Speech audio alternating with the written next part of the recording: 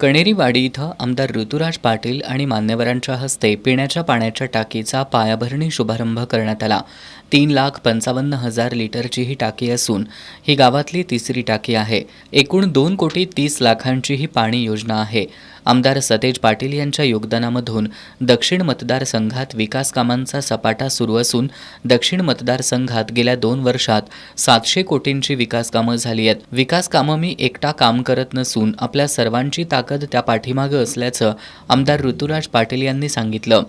गावातील विविध विकास कामात विरोधक आडवे येत असतात, ते कितीही आडवे येऊ द्यात, आपण त्यांची रेष न पुसता आपली रेष कशी मोठी होईल याकडे लक्ष देतो असं सांगून राजकारणात विरोध करा, टीका करा, पण गावच्या प्रगतीमध्ये आडवं येऊ नका असा सबुरीचा सल्ला आमदार पाटील यांनी विरोधकांना दिला।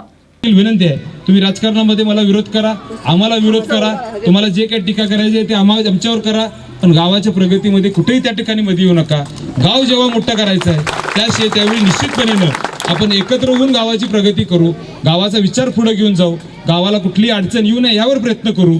कदाचित तुम्हाला वाटत असेल आज आम्ही या ठिकाणी लोकप्रतिनिधी म्हणून आम्ही त्या ठिकाणी प्रतिनिधित्व करतोय, त्यामुळे आमच्या वेळेत हे ठिकाणी उद्घाटन नाही झालं पाहिजे, ते पुढे कसं तरी कुठल्या तरी कारणानं त्या ठिकाणी घेऊया असा विचार तुमच्या डोक्यात जरी येत असेल तरी माझी तुम्हाला विनंती आहे की या सगळा विचार बाजूला ठेवून गाव जेव्हा एकत्र येतं तेव्हा गावाबरोबर उभा राहायची धमक ही तुमच्यामध्ये असली पाहिजे। निश्चितपणे हा विचार माझ्या सर्वच ज्यांनी विरोध केला त्या लोकांना सांगणार।